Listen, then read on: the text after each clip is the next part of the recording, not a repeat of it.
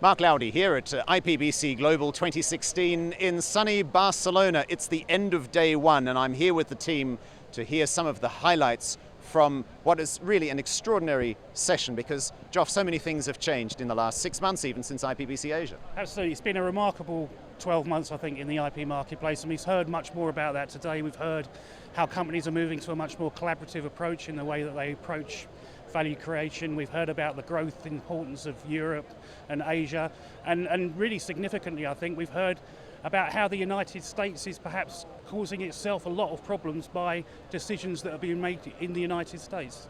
What were some of the key moments from the sessions that you witnessed today? Well, for me, I think it was really interesting to hear very senior people in the corporate IP world talking about using words like collaboration and cooperation. People like Eric Anderson, the head of IP at Microsoft, Alan Lowe, the head of IP at Google.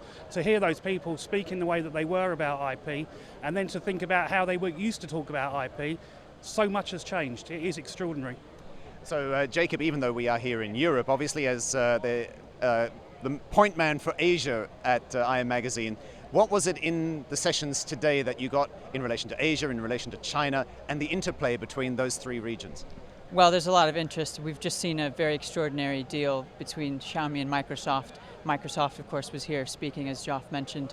And yeah, there continues to be a lot of interest in addition to Europe, which has obviously been discussed a lot today.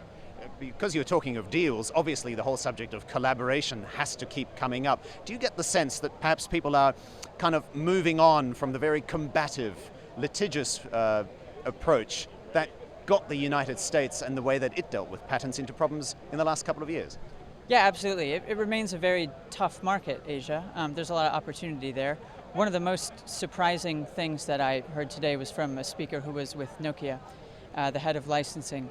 And she said that she's very happy with the way their programs have developed. They've signed up a lot of licensees, but very few of those come from the Asia-Pacific region. So that just means that a lot of opportunity remains there, and that was the major theme, was that it's more about working with these Chinese and other Asian companies and finding win-win situations. Right. And Sara-Jayne, you interviewed a number of the inductees into the IP Hall of Fame. What's so special about this year's batch? Well, that's right. I got to speak to Margot Frolinger and James Pooley today, and I'll be speaking to Dr. Gao tomorrow.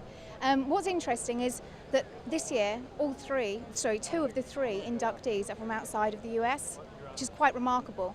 James Pooley, our American inductee, his focus is trade secrets rather than patents. How is that remarkable from previous years? Well, there has been, although it's a diverse group of people, the focus has been largely towards patents and towards the United States, and as both Joff and Jacob have said, that focus does seem to be turning away much more in the last 12 months or so.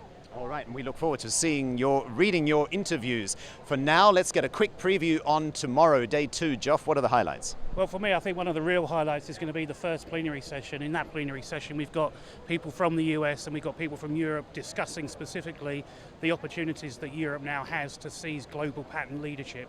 And I'm going to be really interested to hear what people have to say about that. All right, there you have it, ladies and gentlemen. End of day 1, IPBC Global here in Barcelona.